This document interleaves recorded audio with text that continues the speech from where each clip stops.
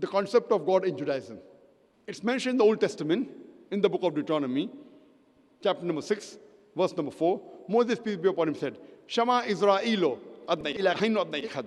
It's a Hebrew quotation which means, Hear, O Israel, the Lord, our God, is one Lord. It's mentioned in the book of Isaiah, chapter number 43, verse number 11. I, even I, am Lord, and there is no Savior besides me. It's mentioned in the book of Isaiah, chapter number 45, verse number 5.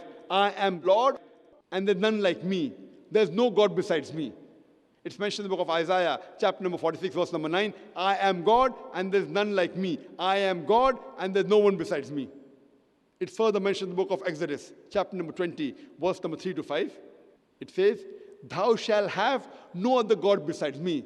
Almighty God is saying that thou shalt have no other God besides me. Thou shalt not make unto thee any graven image of anything, of any likeness, in the heaven above, in the earth beneath, in the water beneath the earth. Thou shalt not bow down to them, nor serve them. For I, thy God, thy Lord, is a jealous God. These verses of the Bible strictly prohibit idol worship and making an image of God.